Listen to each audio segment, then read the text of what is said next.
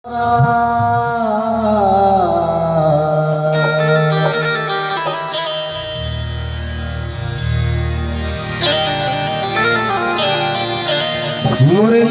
बजा के मोहरा मुँह कर लिया किनारा। मुरली बजा के मोहरा मुँह कर लिया किनारा। अपनों से हाय कैसा व्यवहार है तुम्हारा। अपनों से हाय कैसा व्यवहार है तुम्हारा। मुरली बजा के मोहरा। अरे कन्हैया, जब तुम्हें जाना ही था तो मुरली क्यों बजाई? और जब मुरली बजा करके हमें बुला लिया तो अब क्यों चले गए हो? गोपियां ढूंढने लगी।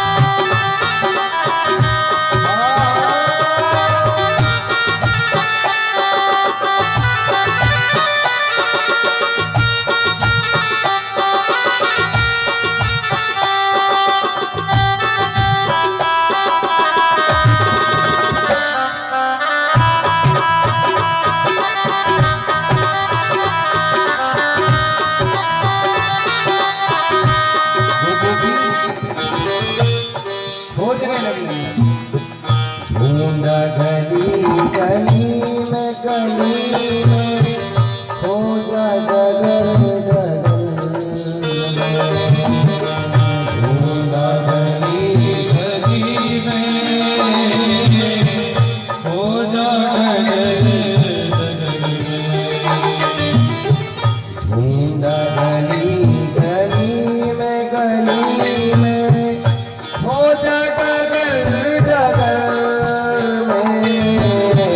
ढूंढा गली गली में खोजा डगर डगर में। यमुना तुम्हीं बताओ,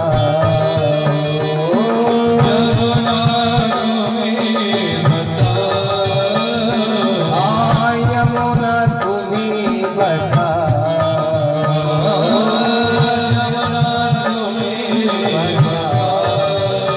और कहती है ये धारा मुरली बजा के मोहरा जो कर दिया किनारा।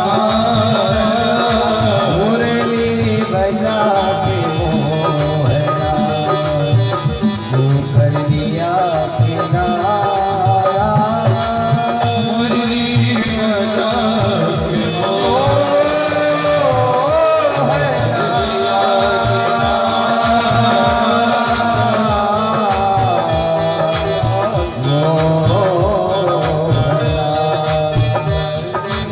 अनेकों जगह देखा, यमुना के पास में गई। अरे यमुना, तूने तो कहीं प्यारे को देखा होगा।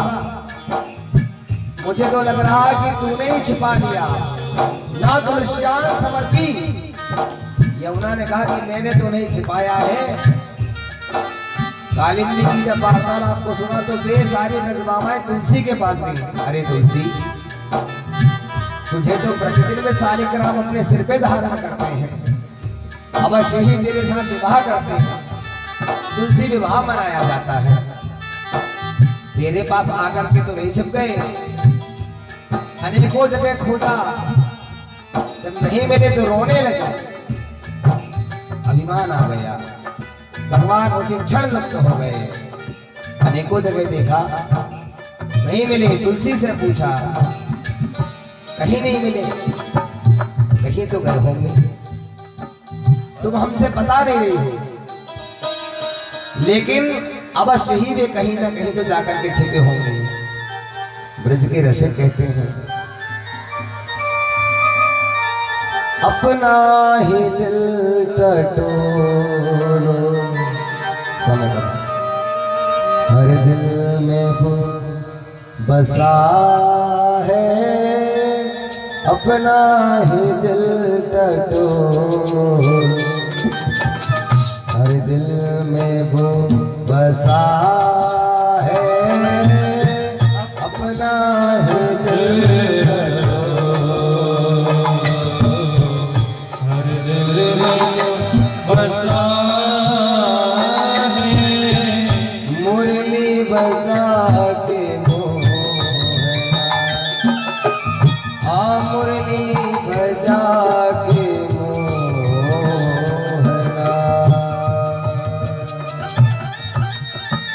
रो रो करके पुकारने लगी, यमुना के पास में गई, तुलसी के पास में गई, अरे कालिंदी झूठ क्यों बोलती हो, नहीं बताना है मत बताओ, प्यारे प्रभु को हमने देखा हुआ है, नहीं आए। रोने लगी, एक गोपी कृष्ण बन गई, मैं जानती थी। अरे राधिका जी, वो कृष्ण भौरे की तरह है, भौरा आता है सुमधुर पराग को चुराने के लिए, काला काला भौरा भी होता है और काला काला वो छलिया कृष्ण भी है।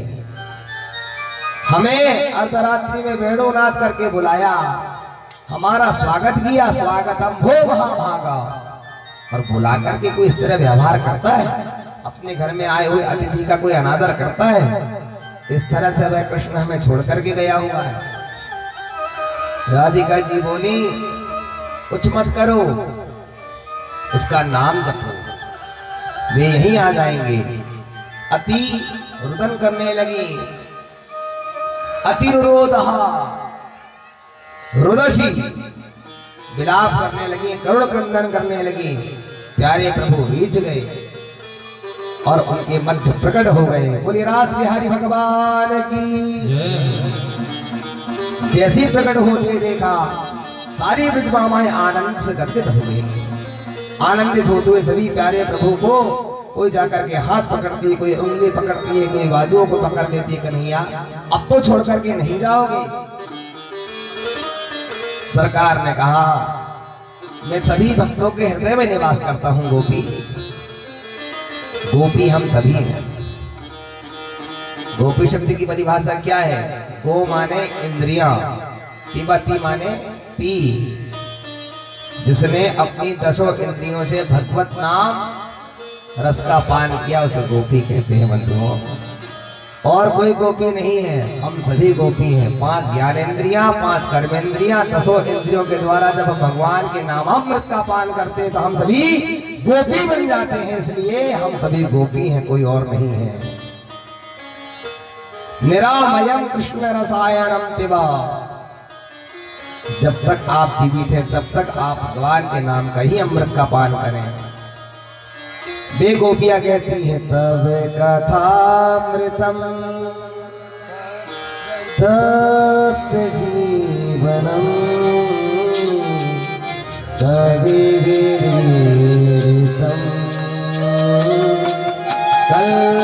कल्मषापहम जयगीतेधिकम। भागवत में 5 गीत हैं, इसे गोपी गीत कहते हैं। बड़े सुंदर छंद में गाया गया है।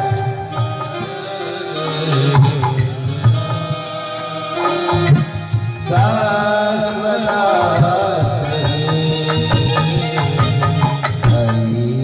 द्वेष्यता इक्षुता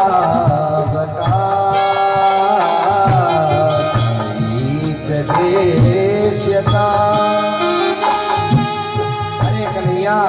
हम तो बार बार यही कहेंगी, जयति देधिकम जन्मना प्रजा। हे ब्रह्मा, हे विधाता, यदि आप हमें बार बार जन्म दे तो ब्रज में ही दे। जन्मना प्रजा क्यों? हर जो कथामृत का पान करता है, स्वर्ग का देवताओं का अमृत से व्यक्ति अमृत को प्राप्त कर सकता है, मुक्त नहीं हो सकता। लेकिन आपका जो कथामृत सुन लेते हैं वे भोगस्थ मोक्षस्थ करस्यैव, भोग और मोक्ष दोनों को प्राप्त करके मुक्त हो जाते हैं, ऐसा कथामृत है। तब कथामृतम तप्त जीवनम,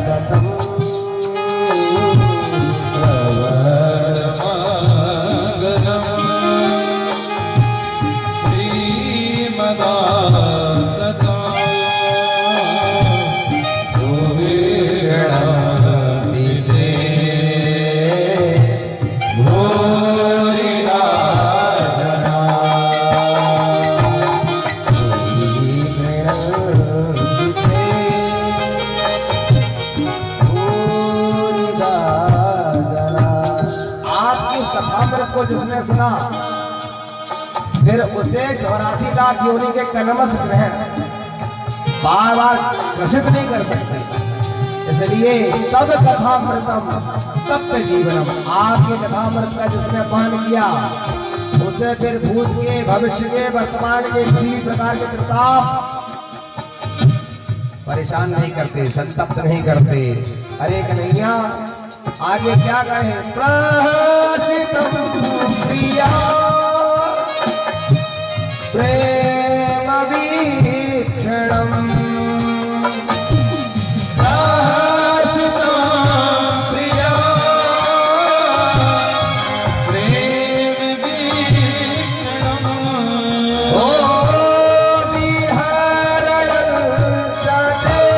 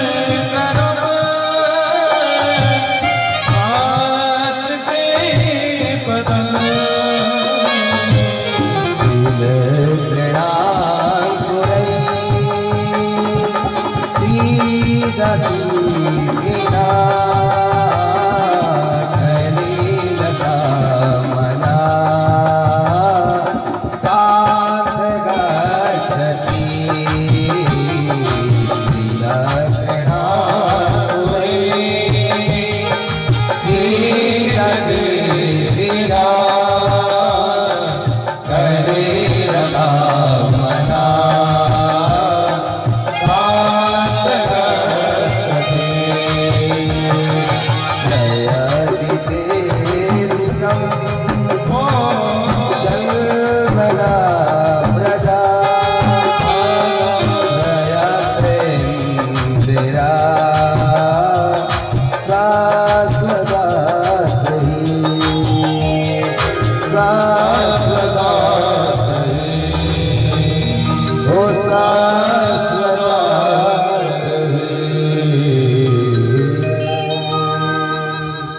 तुलसीदास बिहारी भगवान की।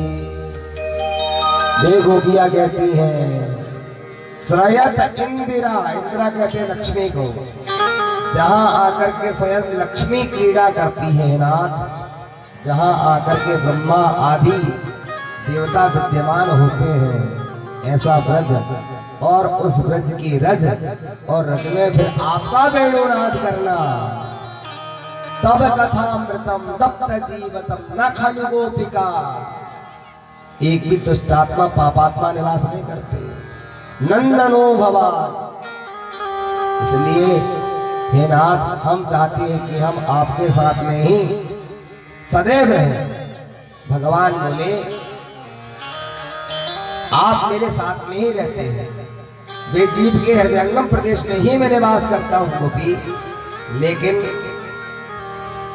जब जीवात्मा के भीतर काम क्रोध लोभ मोह मद मात्सर्य आदि पहले से आकर के भरे पड़े होते हैं, तो फिर मैं अपनी भक्ति देवी के साथ वहां से चला जाता हूं।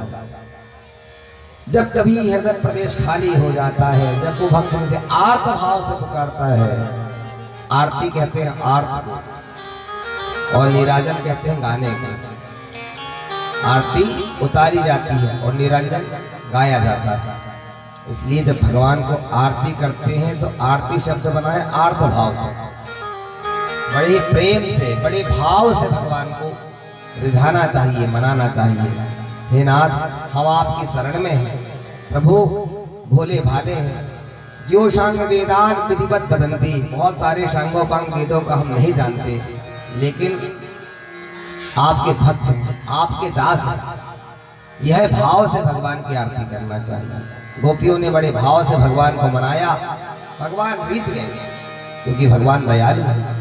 भाव को भाव अनक आलस हो, नाम जपत मंगल दिश दश हो। भगवान कहते मुझे आप भाव से भजो, तो भाव से भजो। गरम पानी के भीतर चावल गया, सुनिश्चित है कि वो भात बन के ही लौटेगा।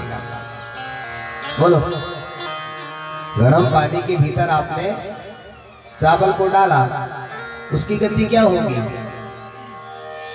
पानी में माताएं जब चावल को डालती है तो क्या होता है? भात ही तो बनता है। और भात की जगह पत्थर डाल दिया एक ढेला, तो क्या पक पाएगा? भात बन पाएगा? ये माया और जीव की यहीं से गति आरंभ होती है। धान जो है द्रि शब्द से धातु से बनी हुई है। धान धारण करने योग्य, बहुत अच्छी होती है, रोज खाते भी है सब लोग चावल। लेकिन सारे चावल सारी धान एक सी नहीं होती। बासमती के रेट आज भी आसमान छू रहे हैं, और जीरा शंकर और अन्य कौन कौन से मूछ वाले लाते हैं, और माताओं को पता है। अब हमारा तो काम ही नहीं है। जय हो माताओं की। भगवान सभी को आनंदित करते हैं। जब जीव काम और क्रोध से मुक्त हो जाता है, तब उसे महारास में प्रवेश मिलता है। भगवान ने महारास रचाया, जितनी गोपियां थी उतने ही कृष्ण बन गए। सारे देवगण अपने अपने स्वरूप को बदल करके गोपी बन करके आए। भगवान शंकर भी कहने लगे, गोपियों ने कहा महाराज पंडाल से बाहर ही रहना, आपका प्रवेश वर्जित है। यहाँ शराबी नहीं आ सकता, मदारी नहीं आ सकता। भगवान की कथा है। इसी प्रकार ये महारास है, यहाँ पुरुषों का आना वर्जित है। केवल यहाँ योगीराज पुरुष कृष्ण ही निवास करते हैं। भगवान ने जैसे ही यमुना में स्नान किया, जनाना साड़ी को पहना, आ गए। एक गोपी बोली, क्यों नहीं गोपी, इतनी मोटी मोटी गोपी हमने तो नहीं देखी कभी। तूने कभी देखी है क्या? भगवान शंकर ने बढ़िया जनाना साड़ी को लपेटा और इतना घूंघट डाल दिया और आ गए। पर्दा प्रथा तो आज भी है। माताएं बहनें बड़े बुजुर्ग आते तो आज भी सिर खुला नहीं रखती, हमारी यहाँ की प्रथा है। खुले केस को रखना भी दूषित बताया गया शास्त्र में, और आज उसको फैशन बना दिया। अभी मैं एक दिन देख रहा था भाऊजी फेसबुक में, आदरणीय आज भी दरोगा जी और टीआई साहब पधारे हैं, आपका बहुत बहुत स्वागत है। बाद में हम सभी को बुलाएंगे। और परसों भी आए थे भारद्वाज जी, मुझे लेट जानकारी मिली थी, मुझे लगा कि ये सर्वे करने आए होंगे। बाद में गोलू भैया ने बताया कि महाराज जी को भगवत भक्त हैं और बड़े रसिक हैं, और एक खान साहब थे उनके साथ में, क्या कहने। ताज बीबी थी अकबर की पत्नी, आगरा से जा रही थी मक्का मदीना। मल्लारों से कहा चलो पालकी लेकर के, चल पड़ी। 40 किलोमीटर आगे आगरा से मथुरा पड़ता है, मथुरा मंडल, मथुरा जिला। नाम सुना, राधे राधे राधे राधे राधे राधे। पालकी से धीरे से देखा, झांक करके बाहर कौन है। मल्लारों ने कहा पालकी चालकों ने, देवी हिंदुओं को छोटा खुदा रहता है, उसका नाम कृष्ण है। बाकी बिहारी कहते हैं, प्यार से लोग ठाकुर कह के बुलाते हैं। इतना नाम, हमारे खुदा का हमने आज तक नाम नहीं सुना, और हिंदुओं को छोटा खुदा का इतना बहुचर्चित नाम। चलो मैं तो देखना चाहती हूँ। उस समय एक घाट में पानी नहीं पिया जाता था, धर्म का बड़ा विरोध होता था। लोगों ने, गोसाइयों ने विरोध भी किया। अकबर की शहंशाह बादशाह की पत्नी थी, कहाँ मानने वाली, रख लो। सेवक भाई जो स्वामी की आज्ञा माने, पालकों ने ले गए। बांके बिहारी के मंदिर में जैसे ही बादशाह की पत्नी की पालकी पहुंची, वो तो मुस्लिम थी। कुछ गोसाइयों ने विरोध किया। इतने में जो बुजुर्ग गोसाई थे उन्होंने आकर समझाया, जरूरी नहीं कि ये दूसरे धर्म की है तो ये इनमें भगवत भक्ति नहीं होगी, दर्शन करने दीजिए। ताज बीबी गई, भीतर गई, और जैसे जाकर के बिहारी जी के सामने खड़ी हुई, तो जो लोग वृंदावन गए हैं उन्हें पता होगा, बाकी बिहारी में हर 2 मिनट में बिहारी जी के सामने पर्दा लगा दिया जाता है।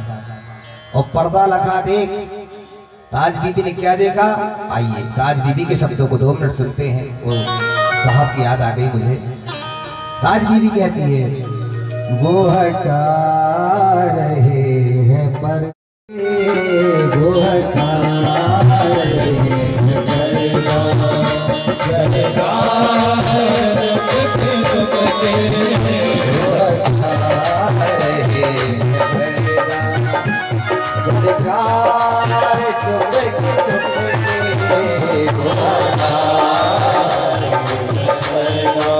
आज बीबी ने कैसे दर्शन किया।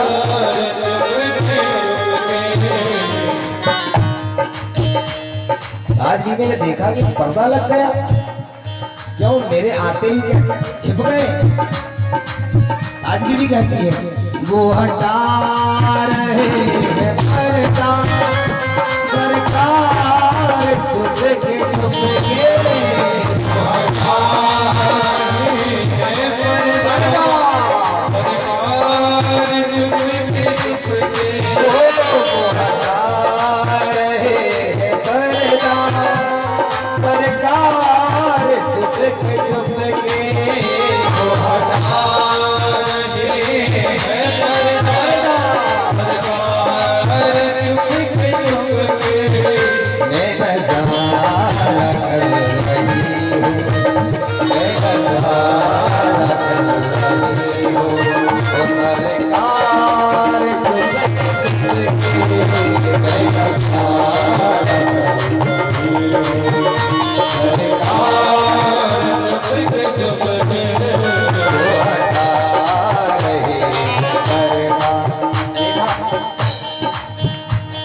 पर्दा खोला, गोसाई ने आकर के पर्दा खोला, और ताज बीबी ने जैसे दर्शन किया, क्या कहती है, अब क्या देखा, बांके बिहारी के नैन से नैन मिले।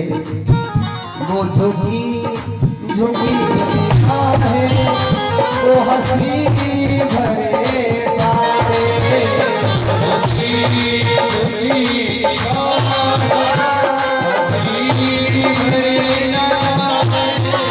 वो झुकी झुकी निगाह, वो हंसी भरे सारे,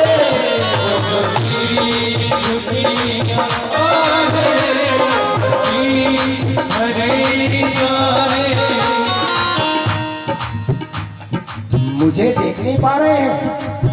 अरे बाकी बिहारी, कम से कम मेरे से नजरें तो मिलाओ। ताज बीबी ने जैसे ही देखा तो भगवान ने नेत्र झुका लिए। ताज बीबी कहती है, वो झुकी झुकी निगाहें, वो हंसी भरे सारे,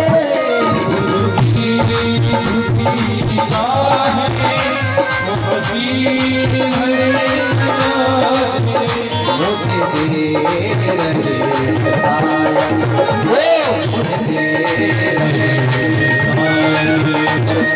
साया, चुप के चुप के मुझे दे रहे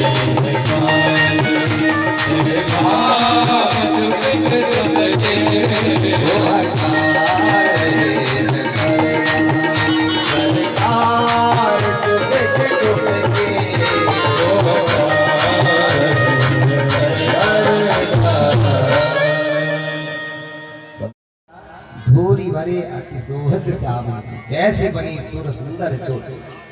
किसने कहा? भक्त रस खान ने कहा। काग भाग कहाँ कहीं हरि हाथ से ले गए माखन रोटी। किसने लिखा? वो सूर मीरा। क्या कहने से? जरूरी नहीं है कि आप भगवत भक्त नहीं हो सकते। रस खान भी भगवान का भक्त हुआ। ताज बीवी मक्का मदीना नहीं गई, भूल गई खुदा को। बोले इससे बड़ा तो कोई खुदा ही नहीं है।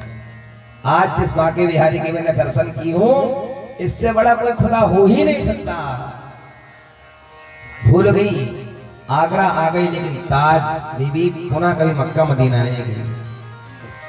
तो वही मोहे नाते अनेक, सो जानत जे देहु जनाई। मुझसे एक बार अपना बना ले, बस क्या है, फिर व्यक्ति दीवाना हो जाता है।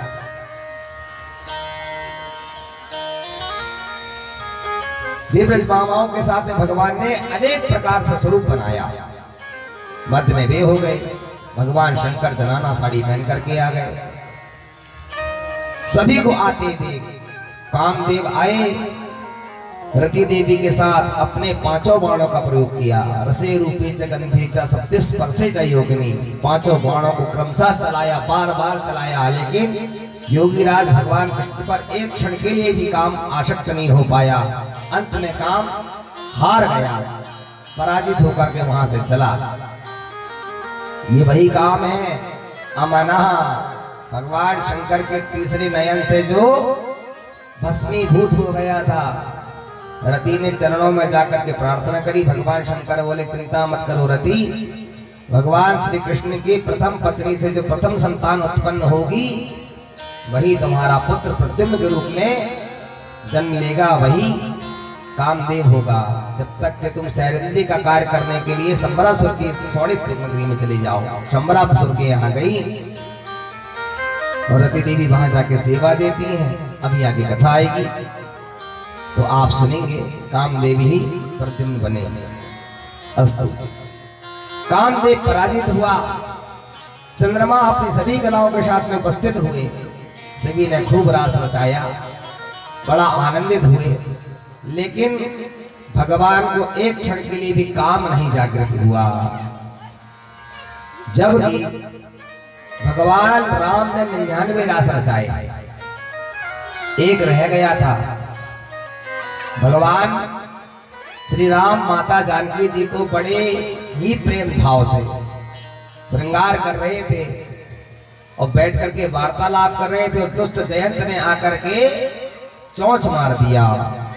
यदि उस दिन जयंत चोंच नहीं मारता तो 100 रास राम जी का पूर्ण हो जाता, लेकिन जयंत ने चोंच जैसे ही मारा तो भगवान ने रास नहीं रचाया। दुर्बुद्धि जयंत को कौआ बना दिया, एक आंख फोड़ दी उसकी, कौआ बन करके आया हुआ सीख सीख। और कृष्ण ने एक रास रचाया, वो महारास कहलाया। क्यों? क्योंकि राम जी मर्यादा पुरुषोत्तम है और श्याम जी को तो आप जानते ही हैं। अभी बताऊंगा आपको। 16,108 कलयुग में एक नहीं चल पाती महाराज, द्वापर में उन्होंने इतना कर लिया। 1,61,080 इनकी संतानें थी। अभी क्रमशः बताऊंगा आपको। एक पत्नी का बोझ तो होता ही है।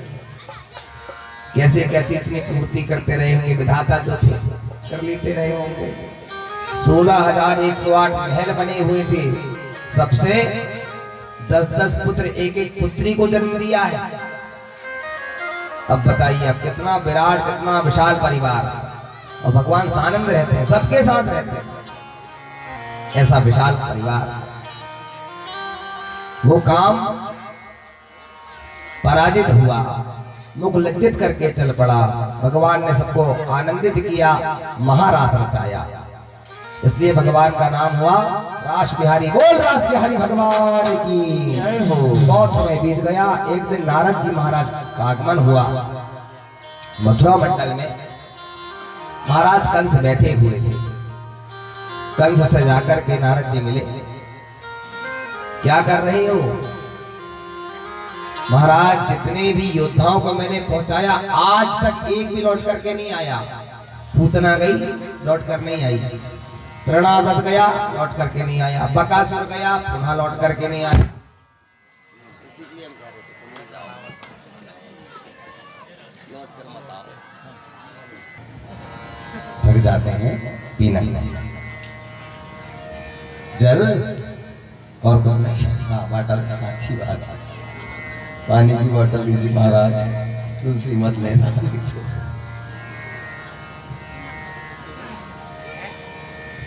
नारद जी का आगमन हुआ। कंस ने कहा कि महाराज, मैंने असंख्य असुरों को पहुंचाया, लेकिन जो भी जाता है वो लौट करके नहीं आता है। नारद जी बोले, ऐसे थोड़ी होगा। वे नंद के घर में जो 2 बालक जन्मे हैं, कृष्ण बलराम, वे ही तुम्हारे काल हैं। क्या बात करते हैं महाराज, मैंने अपने हाथों से कन्या का वध किया हुआ था। अरे बोले, तुम्हें पूरी बात पता ही नहीं है कंस, बहुत भोले भाले हो। अच्छा महाराज, मैं भोला भाला, आपको ऐसा लगता है? हाँ बोले, शकल तो नहीं लगती है, और तुम्हारे कुछ कार्य ऐसे जान पड़ते, तुम अति भोले भाले हो। भाई कैसे? अयम तो रोहिणी पुत्र, एक तो ट्रांसफर करके पहुंचा दिया गया, और दूसरा अर्धरात्रि में पहुंचा दिया गया। ओ हो, वहां जन्मी कन्या को वहां यहाँ ला दिया गया। अच्छा महाराज, ये भूल हुई थी। ठीक ठीक ठीक, अब समझ गया मैं। क्या करना चाहिए? बोले, यज्ञ रखो, अपने घर में यज्ञ रखो, निमंत्रण दो। ठीक, अक्रूर जी महाराज, आपको लेने जाना है। प्रातः काल हुआ, अक्रूर जी का मन गदगद हो गया।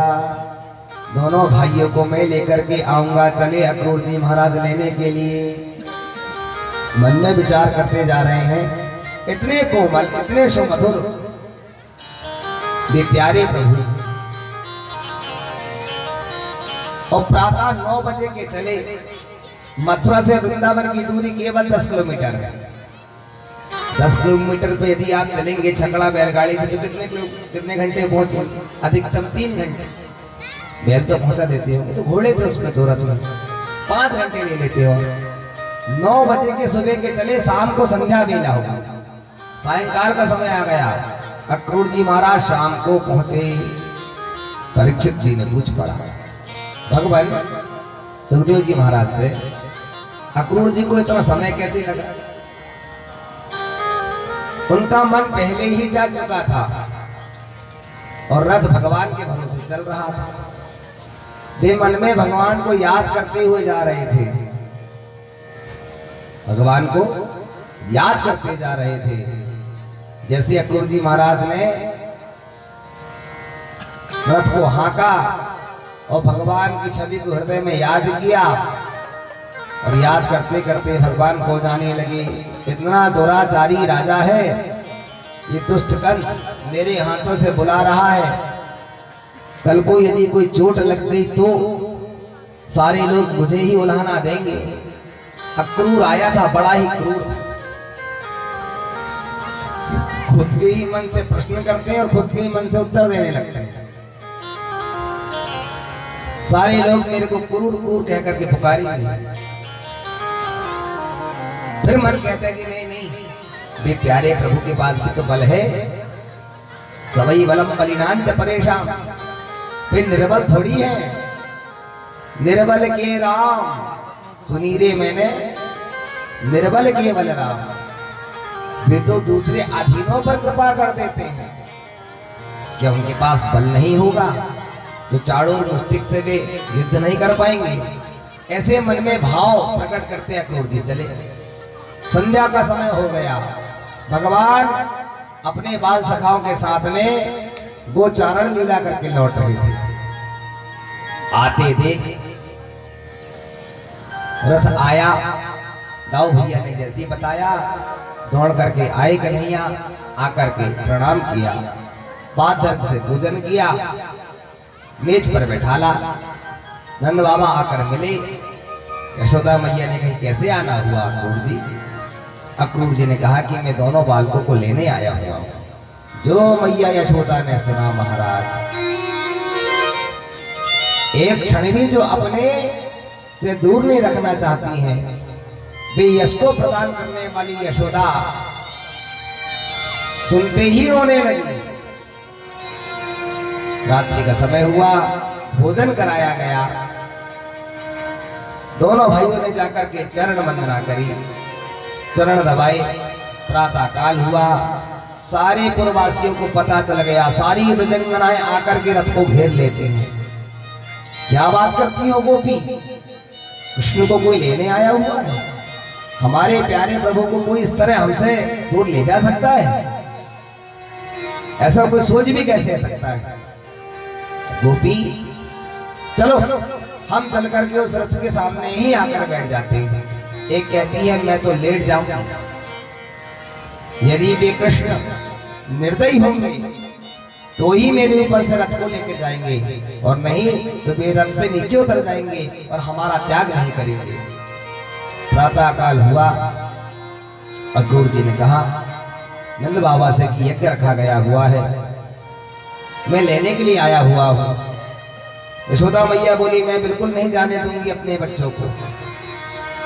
ये कन्हैया कभी भी माखन मांगने लगता है, आपको नहीं पता इसे कब भूख लग जाए, बहुत ख्याल रखना पड़ता है इसका।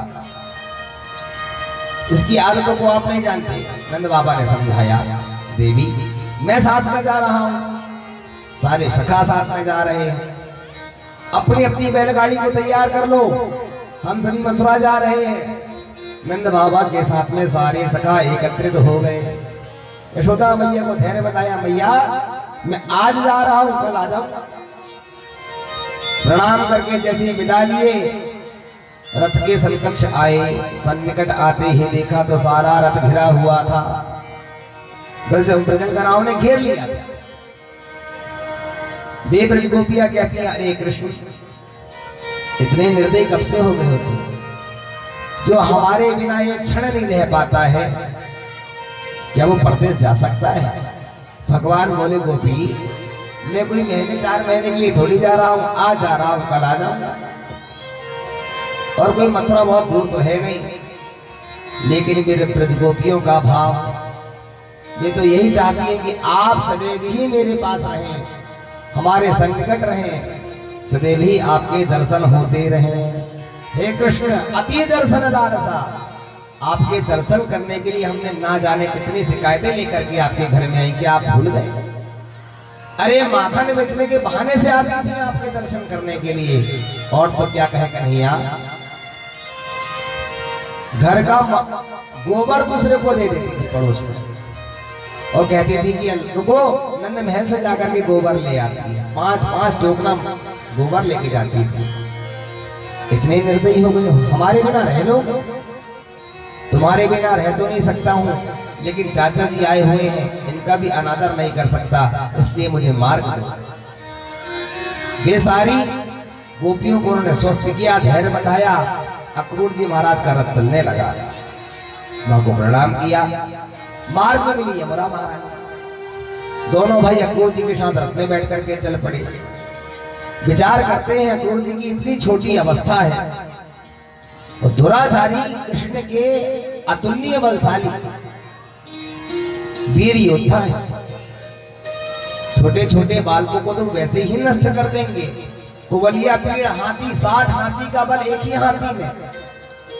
ऐसे भीषण उसने हाथियों को पाल रखा हुआ है। अवश्य ही इन्हें हनन करने के लिए, मृत्यु दंड देने के लिए मेरे हाथों से बुलाया है। क्या मार पाएंगे? कृष्ण का वध हो पाएगा?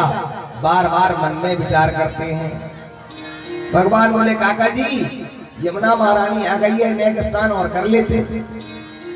हाँ बोले अच्छा याद दिलाया आपने। जैसे ही यमुना मैया आई अक्रूर जी ने स्नान किया, पहली डुबकी लगाई और भगवान ने जो भीषण स्वरूप दिखाया महाराज, सहस्र रेखा पुरुखा सहस्राक्ष, सारे वन पर्वत मेरी अंगुली के नाखून में आ जाते हैं। अक्रूर जी आप चिंता ना करिए कि मैं बहुत छोटा दिखाई दे रहा हूँ, मैं जितना छोटा हूँ उतना ही खोटा हूँ, इसलिए आप बिल्कुल भी टेंशन ना लीजिए। गति भाई आपको चिंता नहीं करनी चाहिए। स्वस्थ हुए मस्त हुए आकर के तुरंत चरणों में गिर गए। क्यों? प्रभु मैं आपको पहचान गया। नमोस्तुनंताय सहस्रमूर्तये सहस्रपादाक्ष शिरोरुबाहवे। आप ही अनंत सत्यधारी हैं, आप ही जगत के नियंता हैं, आप ही जगताधार हैं। मैं आपको पहचान गया। अक्रूर जी को स्वस्थ मस्त किया, रथ को चलाइए। सायंकाल का समय हुआ, सभी अपने अपने शिविर में जाकर के रुक गए। कन्हैया बोले दाऊ भैया 2 घंटा है अभी संध्या होने में, क्या ना हो जब तक हम मेला घुमाए। नंद बाबा से आज्ञा ले लेते हैं। नंद जी के पास गए। पिताजी कन्हैया का बड़ा मन है, आप कहें तो हम चले जाए। देखो छोरा शहर है बेटा, गांव नहीं है। कन्हैया का हाथ पकड़ के ले जाना। नहीं बोले सारे बाल सिखा जा रहे हैं, सब एक दूसरे के हाथ पकड़ लेंगे। अच्छा, और ये किसी प्रकार से झगड़ा ना करे, इसका विशेष ख्याल रखना। यशोदा मैया मुझे छोड़ेगी नहीं। नहीं पिताजी आप बिल्कुल स्वस्थ रहें, आपको किसी प्रकार शिकायत का अवसर नहीं मिलेगा। जैसे ही चले लोगों को जानकारी लग गई। सुनते हो पूतना को मारने वालों आए हुए हैं। तृणाव्रत को जिसने मारा था, जिसको पछाड़ा था, बकासुर को जिसने मारा था, जैसे ही लोगों ने नाम सुना, धाये धाम काम सब त्यागे, अपने अपने कार्यों को छोड़ करके सब भाग चले। कहा? जिस मार्ग से कन्हैया जा रहे थे। और मना हो रंतने को लूटने लागे, मना हो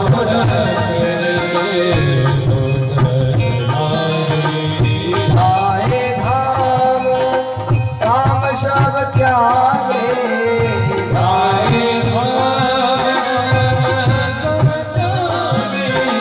मना हो रंतने को लूटने लागे।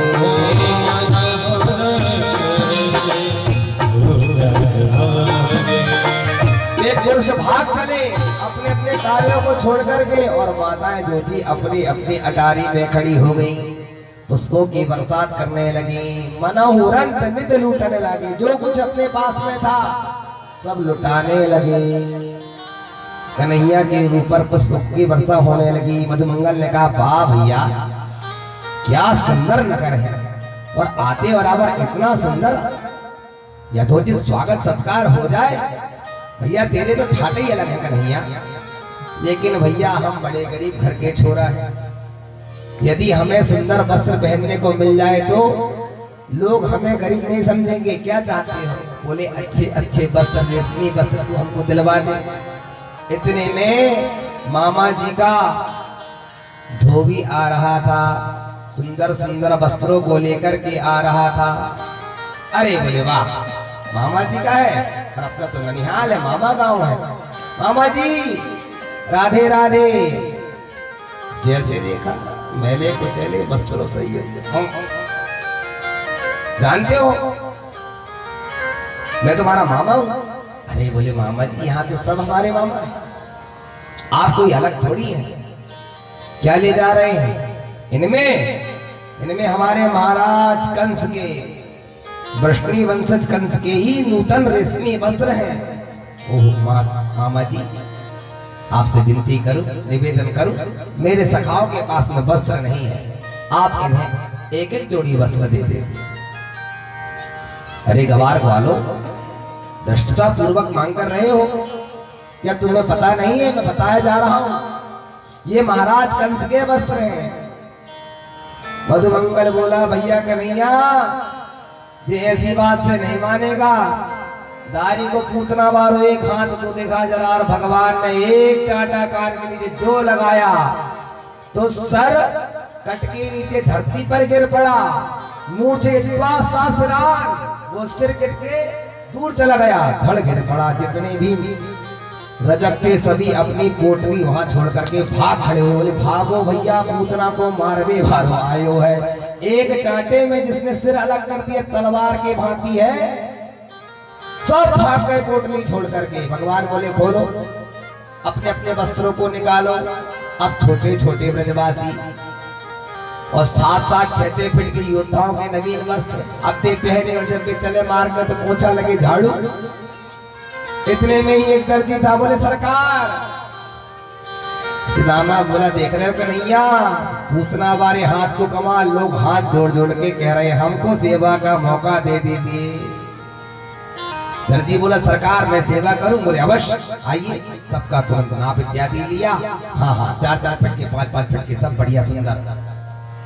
और जैसे ही ब्रजवासी चल पड़े, बोले भैया कन्हैया और सुंदर, हम ब्रजवासियों की तो विशेषता है अच्छे कपड़े पहनना, और सुंदर जब तक माला ना पहने तो मन नहीं भरता। सुदामा नाम का माली था, भगवान का बड़ा अनन्य भक्त था। बोले सरकार आप कहे तो तुलसी की और गुलाब की माला सबको बोले अवश्य पहनाओ, एक नहीं 2-2 माला पहनाओ। सभी ब्रजवासियों ने जैसे ही माला को धारण किया, भगवान ने उसे वरदान दिया, ए मस्त आशीर्वाद देकर के आगे बढ़े। एक ब्रजवासी बोला कन्हैया एक कमी और रह गई। बोले अब क्या रह गया? कपड़े पहन लिए, माला पहन लिए, क्या चाहिए? बोले जब तक ब्रजवासी की माथन पे थापक थगुआ चंदन ना लगा दिया जाए तब तक माथा शीतलता प्रदान नहीं करता, नहीं तो 7वें आसमान में नाक पे गुस्सा रहती है ब्रजवासियों की। इसलिए भगवान बोले सबको थापक थगुआ चंदन लगा लेना चाहिए। लेकिन माथे पे जब से यमुना स्नान किया चंदन नहीं लगा पाए। ओ हो तो कुब्जा महारानी कुब्जाया कमनीय रूप अधिकम किम तत्सुदाम मोधनम। कुब्जा देवी मल्ला के चंदन का कटोरे के पात्र लेकर के चली आ रही है। भगवान की नजर पड़ी। दाऊ भैया बोले कन्हैया जे त्रिवक्रा है, वक्र कहते टेढ़े को, इस ये 3 जगह से टेढ़ी है, ये भी काली और तू भी काला, तुम दोनों की जोड़ी बहुत अच्छी बनेगी। अच्छा बात करूं? बोले हाँ करो। देवी ये क्या है आपके पास में? बोले ये मल्यागिर चंदन है। ओहो क्या आप सभी बाल सखाओं को ब्रजवासियों के माथे पे लगा देंगी? बोले अवश्य। सभी सन्निकट आए, पहले भगवान को लगाया, फिर दाऊ भैया को लगाया, सारे ब्रजवासियों को माथे पे थापक थगुआ चंदन लगा दिया। उसके तत्पश्चात श्रीदामा आदि गोप बोले भैया कन्हैया हम ब्रजवासी की विशेषता यही भी तो है, जिससे कुछ लेते हैं उसको कुछ देते भी तो है। इन्हें तो हमने कुछ दिया ही नहीं, क्या करें? बोले एक काम करो, इसे स्वस्थ कर दो, ठीक कर दो। भगवान ने अपने दाहिने हाथ को नाभि पे लगाया, कुब्जा के एक हाथ लगाया कमर पे, कुब्जा के पैर के दाहिने अंगूठे पे अपने पैर के अंगूठे को रखा, और एक झटका जो महाराज 3 जगह से टेढ़ी कुब्जा सीधी हो गई।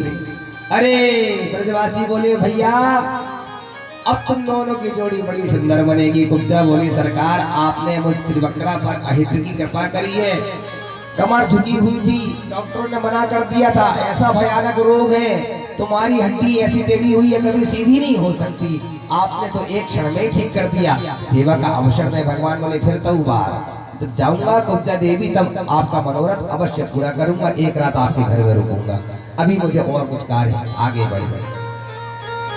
इस तरह भगवान ने कुब्जा देवी को भी स्वस्थ किया। रूप अच्छा नहीं था, काली काली थी। भगवान कहते हैं कुब्जाया कमनीय रूप अधिकम। वही बात जो मैंने भी आपको बताया था, कोई गोरा हो, कोई काला हो, कोई लंगड़ा हो, कोई मोटा हो, कोई दुबला हो, आत्मा नाम निंदयन्ति ते। कदाचित कोई जिस तरह होता है, और भगवान सब पर कृपा करते हैं। कुब्जा के पास रूप नहीं था, बहुत ज्यादा सौंदर्यवती नहीं थी, लक्ष्मी की तमा की तरह वह सौंदर्यवान नहीं थी, मनमोहक छवि वाली नहीं थी, लेकिन भगवान कृपा करने वाले हैं, जिस पर जब कृपा करना चाहे। प्यारे प्रभु ने कुब्जा पर कृपा करी, आगे बढ़े। यज्ञशाला में एक धनुष रखा हुआ था, 2 हाथी कुबलिया पेड़ कंस ने खड़े करके रखा हुआ था। जैसे कुबलिया पेड़ों ने आते देखा, मार्ग को रोक लिया। ताऊ भैया ने भी